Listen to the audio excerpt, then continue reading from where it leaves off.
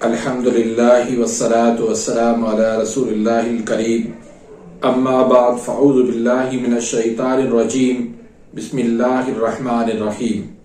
محترم ناظرین کرام، محترم بھائیوں اور بہنوں، السلام علیکم ورحمۃ اللہ وبرکاتہ۔ ناظرین، آج ہم ایک نئے ٹاپک کے ساتھ حاضر خدمت ہیں۔ آج کا جو ہمارا ٹاپک ہے وہ آپ کے سوال ہیں کچھ اور ان کے جوابات ہیں۔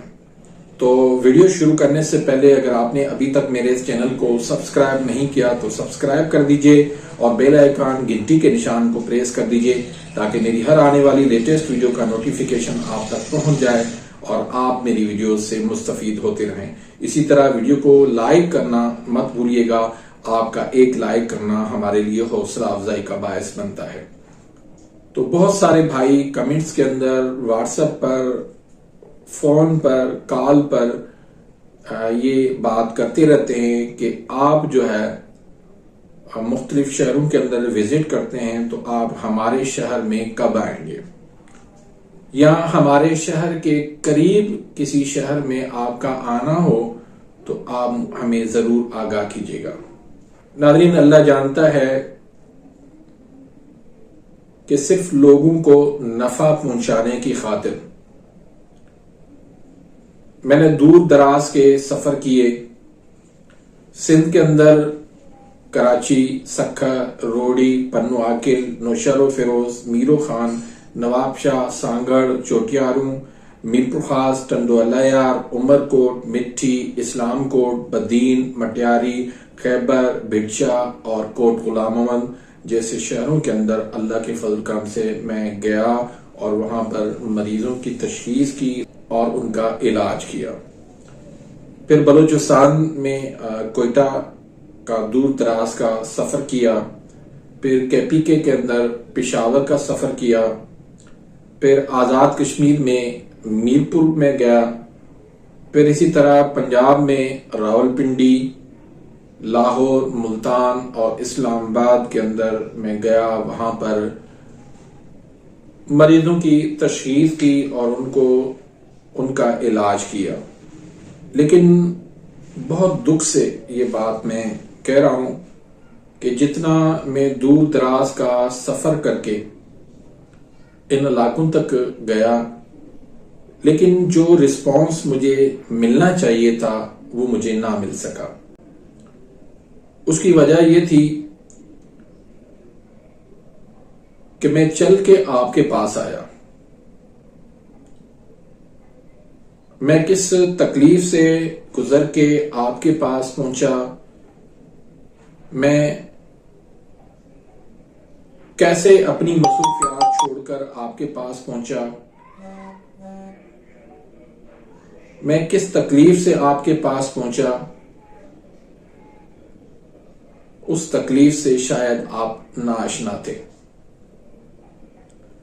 تو اس لیے اب میں نے یہ فیصلہ کیا ہے کہ تمام تر جو سفر ہیں وہ میں بند کر رہا ہوں۔ اب سوائے کراچی کے میں کسی شہر کے اندر بھی میں اپنا طبی دورہ نہیں کر پاؤں گا۔ تو یہ پہلے سوال کا جواب تھا۔ دوسرا سوال کہ پھر علاج کیسے کروائیں، آپ ہم سے بہت دور ہیں۔ تو بھائی، آپ پاکستان کے کسی کونے کے اندر ہیں یا دنیا کے کسی کونے کے اندر ہیں، دنیا کے کسی بھی ملک کے اندر ہیں، تو آپ آن لائن تشخیص اور آن لائن دوائی آپ منگوا سکتے ہیں۔ باہر رہنے والے بھائی جو ہیں، اس میں انڈیا کے جو بھائی ہیں وہ تشخیص مجھ سے کروا لیں اور دوائی ان کو انڈیا سے ہی مل جائے گی۔ دبئی والے بھائی جو ہیں وہ بھی تشخیص مجھ سے کروا لیں اور ان کو دوائی دبئی سے ہی مل جائیں گے۔